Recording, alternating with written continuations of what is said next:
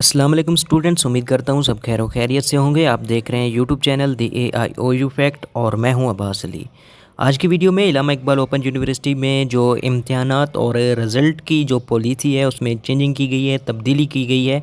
उस हवाले से आप लोगों को कंप्लीट डिटेल से बताया जाएगा। इसके अलावा आप लोगों के जो इम्तिहानात हैं उनके हवाले से आप लोगों को कुछ गाइडलाइंस दी जाएंगी। तो आप लोगों ने ये करना है कि वीडियो को लास्ट तक देखना है, और अगर आप लोग इस चैनल पे न्यू हैं या अभी तक इस चैनल को सब्सक्राइब नहीं किया हुआ तो इस चैनल को सब्सक्राइब कर लें ताकि आपको इलामा इकबाल ओपन यूनिवर्सिटी की हर नई आने वाली ख़बर बाज़रिए वीडियो आप लोगों तक पहुंच सके। तो सबसे पहले हम जो इलामा इकबाल ओपन यूनिवर्सिटी की पॉलिसी में चेंजिंग की गई है उस हवाले से बात कर लेते हैं। तो जैसे पहले होता था, पहले पॉलिसी थी इलामा इकबाल ओपन यूनिवर्सिटी की कि आप लोगों ने अगर किसी वजह से अपनी जो वर्कशॉप मिस कर दी है, या आप लोगों ने क्विज़ मिस कर दिया है, या आप लोगों की जो असाइनमेंट में कम नंबर आ गए हैं और आप लोगों ने फ़ाइनल पेपर में 50 नंबर ले लिए हैं, तो आप लोगों को पास कर दिया जाता था। तो ये पुरानी पॉलिसी थी। अब जो इस दफ़ा जितने भी रिज़ल्ट आए हैं, चाहे वो बीए के रिज़ल्ट हों या बीएड के हों या बीएस के हों, जितने ही प्रोग्राम्स के रिज़ल्ट आए हैं उसमें अब न्यू पॉलिसी जो है वो लागू की गई है। तो इसमें अब देखा गया है कि जिन स्टूडेंट्स ने अगर किसी भी वजह से क्विज़ मिस कर दिया है या उनकी जो अटेंडेंस है वर्कशॉप में वो कम है, तो उनको फ़ेल कर दिया गया है, चाहे उन्होंने अपने जो फाइनल पेपर है उसमें 50 नंबर भी लिए हैं। तो अब आप लोगों ने इस बात का जो है वो ख्याल रखना है कि एक तो आप लोगों ने तमाम कंपोनेंट जिनमें वर्कशॉप है, असाइनमेंट है और क्विज़ है,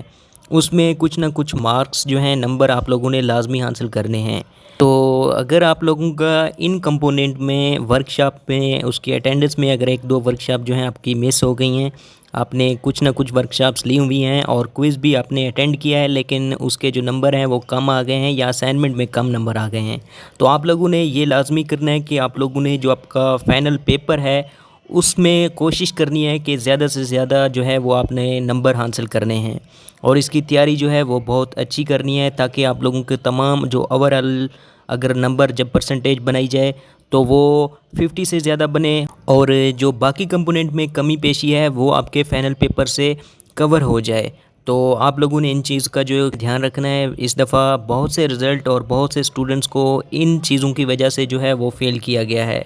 और आगे जितने भी अब रिज़ल्ट आएंगे वो इसी पॉलिसी के मुताबिक आएंगे। अब मैं आप लोगों के साथ जो पेपर की तैयारी है उसके हवाले से कुछ इन्फॉर्मेशन शेयर कर देता हूँ। एक तो आप लोगों के पेपर के हवाले से जो न्यू स्टूडेंट्स होते हैं इलामा इकबाल ओपन यूनिवर्सिटी के, वो बहुत ज़्यादा क्वेश्चन जो करते हैं वो ये क्वेश्चन करते हैं कि क्या हम अपना जो पेपर है उसको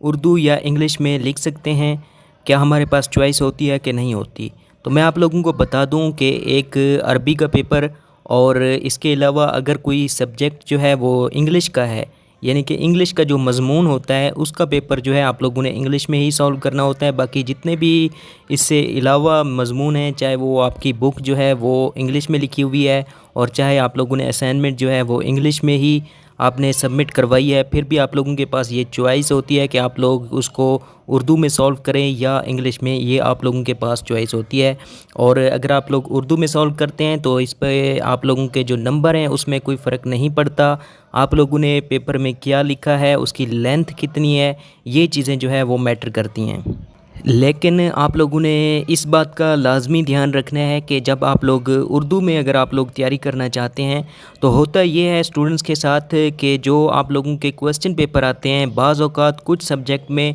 आप लोगों के जो क्वेश्चन होते हैं वो सिर्फ़ इंग्लिश में दिए जाते हैं, उसके साथ उर्दू मेंशन नहीं की जाती। तो स्टूडेंट्स जो हैं उसकी फिर ट्रांसलेशन करने में उनको मुश्किल होती है, उसको नहीं पता चलता कि ये किस से रिलेटेड जो है वो क्वेश्चन पूछा जा रहा है। तो आप लोगों ने अगर उर्दू में तैयारी करनी है तो आप लोगों ने इस बात का लाजमी ध्यान रखना है कि आप लोगों ने साथ साथ जो भी क्वेश्चन तैयार करें उसकी इंग्लिश को भी आप लोग एक दफ़ा पढ़ लें, क्योंकि अगर आप लोगों का पेपर इंग्लिश में भी आ जाता है उसके साथ उर्दू नहीं मेंशन, तो कम से कम आप लोगों को पता हो कि इस क्वेश्चन में क्या पूछा जा रहा है, तो फिर आप लोग उस हिसाब से उर्दू में भी उसको एक्सप्लेन कर सकें। तो इसके अलावा जो क्वेश्चन पूछा जाता है वो ये पूछा जाता है कि एक जो हमारा क्वेश्चन होता है उसके आंसर करने के लिए उसकी लेंथ कितनी होनी चाहिए। तो इस हवाले से मैं आप लोगों को बता दूं कि आप लोगों को जो एक शीट दी जाती है उसके कम से कम जो है वो 35 पेजेस होते हैं।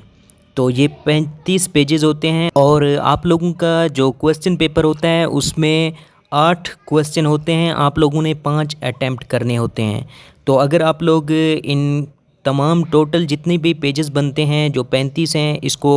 5 क्वेश्चन पे डिवाइड करें तो एक जो क्वेश्चन की लेंथ बनती है वो 7 पेजेस बनती है। यानी कि आप लोगों ने एक क्वेश्चन का जो आंसर करना है वो कोशिश करनी है कि 7 पेजेस का आंसर कम से कम हो, इससे ज़्यादा हो सकता है, इससे कम ना हो। और इसके अलावा जो स्टूडेंट्स अक्सर क्वेश्चन करते हैं कि हमें ये बताया जाए कि जो पेपर होता है वो कहाँ से बनता है, स्लाइड से बनता है, बुक से बनता है या आउट ऑफ सिलेबस भी बन सकता है। तो इस हवाले से मैं आप लोगों को बता दूं कि आप लोगों का जो पेपर होता है वो आप लोग सिर्फ स्लाइड से तैयारी ना करें, आप लोग पूरी बुक का रिव्यू जो है वो ले लें, वो माइंड में रख लें, अपने कंसेप्ट जो हैं वो क्लियर कर लें, तो आप लोगों का पेपर जो है इजीली सॉल्व हो सकता है। आप लोग तो इसलिए आप लोगों ने अपने जो कॉन्सेप्ट हैं उनको क्लियर करना है, रट्टा बिल्कुल नहीं लगाना, क्योंकि आप लोगों ने वहाँ जाकर अपनी जो पेपर में अपनी वर्डिंग में लिखना होता है और बहुत ज़्यादा लिखना होता है। अगर आप लोग याद करेंगे तो बहुत सी चीज़ें जो है वो आप लोगों को भूल जाएंगी, इसलिए आप लोगों ने अपने कॉन्सेप्ट क्लियर कर लेने हैं। इसके लिए मैंने वीडियो लेक्चर बनाए हुए हैं हर बुक पे, ख़ास तौर पर जो बीएड वाले स्टूडेंट्स हैं उनके लिए, और मुकम्मल जो बुक है उस पर वीडियो लेक्चर बना हुआ है जिसमें हर चैप्टर को जो है उसके कॉन्सेप्ट क्लियर करने की कोशिश की गई है। तो हर दफ़ा स्टूडेंट्स जो हैं उनको सुनकर अपनी तैयारी करते हैं। तो अगर आप लोग भी तैयारी करना चाहते हैं तो इस चैनल पर आप लोगों को वीडियो लेक्चर मिल जाएंगे और उनको सुनकर भी अपने कॉन्सेप्ट जो है वो क्लियर कर सकेंगे। और आप लोग जब क्वेश्चन का आंसर करने लगते हैं तो उनमें हेडिंग्स की शक्ल में जो है वो तैयारी करें। तो आप लोगों ने जस्ट जो रट्टा लगाना है वो सिर्फ हेडिंग्स को लगाना है, हेडिंग्स जो हैं उनको याद कर लेना है। अगर आप लोगों को हेडिंग भूल भी जाएं, अगर आप लोगों के कॉन्सेप्ट क्लियर होंगे तो आप लोग खुद से भी हेडिंग्स जो हैं वो बना सकेंगे।